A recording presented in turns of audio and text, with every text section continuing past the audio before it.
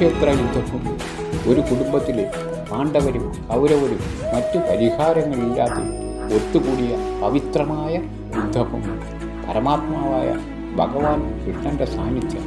കൃഷ്ണൻ അർജുനൻ്റെ തേരാളിയാണ്. അർജുനൻ തൻ്റെ ശത്രുക്കളായി മുന്നിൽ നിൽക്കുന്ന ബന്ധുക്കളായ ശത്രുക്കളായ കൗരവരെ കണ്ട് തത്വജ്ഞാനിയും മൃദുല ഹൃദയനുമായ അർജുനൻ തൻ്റെ സുഹൃത്തിനോട് പറഞ്ഞു, കൃഷ്ണ, ഞാൻ ബന്ധുക്കളെ എന്നല്ല ആരെയും കൊല്ലുകയില്ല.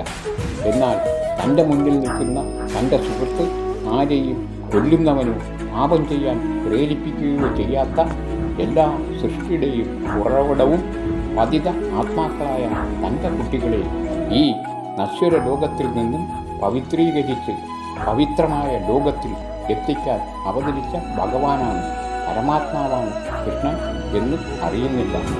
തൻ്റെ സുഹൃത്തിൻ്റെ ദയനീയ അവസ്ഥ മനസ്സിലാക്കി ഒരു സുഹൃത്ത് തൻ്റെ സുഹൃത്തിനോട് എന്ന പോലെ കൃഷ്ണൻ അർജുനനോട് പറഞ്ഞു, അർജുന, ഈ യുദ്ധഭൂമിയിൽ നടക്കാൻ പോകുന്നത് എന്താണെന്ന് നിനക്കറിയില്ല. ഞാൻ ആരാണെന്നും നിനക്കറിയില്ല. എൻ്റെ ലക്ഷ്യവും നിനക്കറിയില്ല. നീ ആരാണെന്നും നീ അറിയില്ല.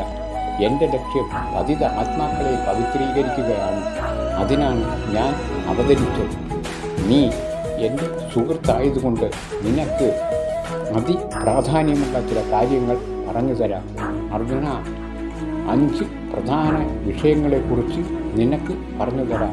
അവയുടെ പ്രാധാന്യവും അവ എങ്ങനെയാണ് പ്രവർത്തിക്കുന്നതെന്നും നീ മനസ്സിലാക്കി നിനക്ക് ഉചിതമായത് ചെയ്യാം. ഈശ്വരൻ, ജീവസത്ത, ഭൗതിക പ്രകൃതി, കാലം, കർമ്മം, ഇവ 5ഉം എന്താണെന്ന്, അവ എങ്ങനെ സ്വാധീനിക്കുന്നു എന്നും നീ അറിയണം. എന്താണ് കർമ്മം? അത് എങ്ങനെയാണ് ഈശ്വരൻ, ജീവസത്ത, ഭൗതിക പ്രകൃതി, കാലം ഇവയുമായുള്ള ബന്ധം എന്താണ്? കർമ്മം, അതിൻ്റെ രൂപങ്ങൾ പലതാണ്. അത് പണ്ഡിതന്മാരെ പോലും അമ്പരപ്പിക്കുന്നു. അങ്ങനെയുള്ള കർമ്മവും അതിൻ്റെ ഫലങ്ങളും വളരെ വലുതാണ്. കൊല്ലുന്നതും കൊല്ലിക്കുന്നതും പാപം ചെയ്യുന്നതും പുണ്യം ചെയ്യുന്നതും നടക്കുന്നതും ഇരിക്കുന്നതും ജീവൻ നിലനിർത്തുന്നതും എല്ലാം കർമ്മത്തിൻ്റെ കണക്കനുസരിച്ച് കാലം തീരുമാനിക്കുന്നതാണ്. ഒരാളുടെ ഭാവി, തലയിലെടുത്ത് ഭാഗ്യം, ഇതെല്ലാം തീരുമാനിക്കുന്ന പ്രധാന ഘടകം അയാളുടെ കർമ്മം തന്നെ. കർമ്മത്തിനനുസരിച്ച് കാലം പ്രതിഫലം നൽകും.